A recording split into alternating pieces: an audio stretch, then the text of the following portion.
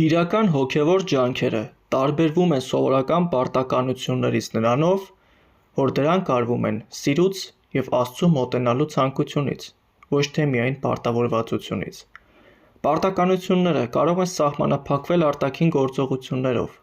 իսկ հոգևոր ջանքերը սկսվում են սրտի փոփոխությունից և ներքին պայքարից մեղքի դեմ։ Երբ մարդը աղոթում է, ներում է, խոնարհվում է, ծառայում է նույնիսկ այն ժամանակ, երբ դժվար է, դա արդեն հոգևոր ջանքեր են։ Սովորական պարտականությունը կատարվում է, որպեսզի գործը ավարտվի, իսկ հոգևոր ջանքը կատարվում է, որպեսզի մարդը փոխվի և փորձի նմանվել մեր Տեր Հիսուս Քրիստոսին։ Այդ պատճառով յուրաքանչյուր մարդ, յուրաքանչյուր քրիստոնյա պետք է հարցնի ինքն իրեն. ինքն ամեն ինչ անում է միայն պարտքի զգացումից, թե սիրով, հավատով դեպի մեր Տեր Հիսուս Քրիստոսը։